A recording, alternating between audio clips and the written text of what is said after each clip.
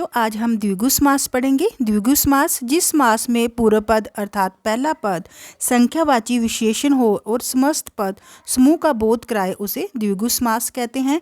जहां समस्त पद के समासिक शब्द के पूर्व पद अर्थात पहले पद में संख्यावाचक विशेषण होता है, वहां पे द्विगु समास होता है। इसमें समूह जहाँ समाहार का ज्ञान होता है, समाहार संग्रह का ज्ञान होता है। हम उदाहरण लेते हैं, जैसे समस्त पद जहाँ समासिक शब्द और इनका विग्रह करेंगे। दोपहर दो पहरों का समूह, चौराहा चार राहों का समूह। हम इसकी और उदाहरण लेते हैं, तिरंगा हर राष्ट्रीय पर्व पर लहराता है। नवरात्रि में करते नव दुर्गा की पूजा, ऋषि करते नवग्रहों की आराधना, चौराहों पर दीपक है जलाते। अब इन पंक्तियों में तिरंगा, नवरात्रि, नवदुर्गा, नवग्रह और चौराहा सभी शब्दों में पूर्व पद अर्थात पहला शब्द जो है वो संख्या का ज्ञान करा रहा है।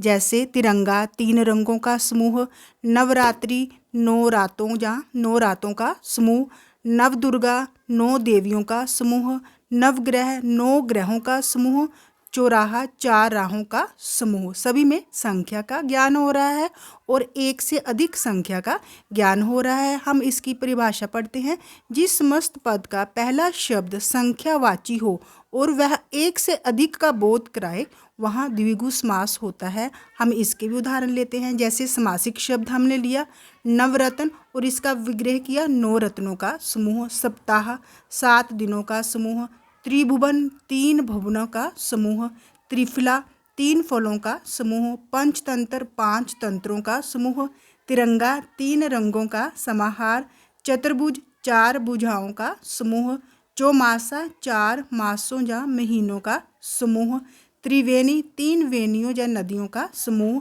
त्रिलोक तीन लोकों का समूह, चारपाई चार पायों का समूह, शताब्दी 100 वर्षों का समूह, दोपहर दो पहरों का समाहार, सप्तऋषि सात ऋषियों का समूह, नवग्रह नौ ग्रहों का समूह, पंचतंत्र पंच रत्न पांच रत्नों का समूह, चौराहा चार राहों का समूह, दुराहा दो राहों का समूह, सतसई 700 दोहों का समाहार। तो सभी में संख्या का ज्ञान हो रहा है, पूर्व पद में संख्या का ज्ञान हो रहा है। त्रिकोण तीन कोनों का समूह पूर्व पद में, पंजाब पांच आबों जन का समाहार, पंचतंत्र पांच तंत्रों का समूह, सप्त सिंधु सात सिंधुओं का समूह, नवनिधि नौ निधियों का समूह। सभी में संख्यावाची विशेषण का बोध हो रहा है। पूर्व पद में प्रथम पद में संख्यावाची विशेषण का बोध हो रहा है। हम इसके उदाहरण लेते हैं, समस्त पदों का विग्रह कीजिए। जैसे पंचतंत्र पांच तंत्रों का समूह, नवरत्न ये समासिक शब्द है, हम इसका विग्रह करते हैं नौ रत्नों का समूह, दोपहरों का समूह, इसका समस्त पद क्या बनेगा दोपहर और समास का क्या नाम है द्विगु समास। हम ये बड़ा चौराहा हमारे घर के ठीक सामने है, चौराहा क्या है समासिक शब्द है, तो इसका विग्रह करेंगे चार राहों का समूह। और ये कौन सा समास होगा, चार संख्यावाची विशेषण है, पूर्व पद है और ये द्विगु समास होगा। चारपाई पर बैठकर उसने मुझसे बातचीत की, चारपाई क्या है समासिक शब्द है, हम इसका विग्रह करेंगे तो चार पाँवों का समूह। तो ये क्या होगा, ये भी चार आ रहा है, संख्यावाची विशेषण है, पूर्व पद है और द्विगु समास है।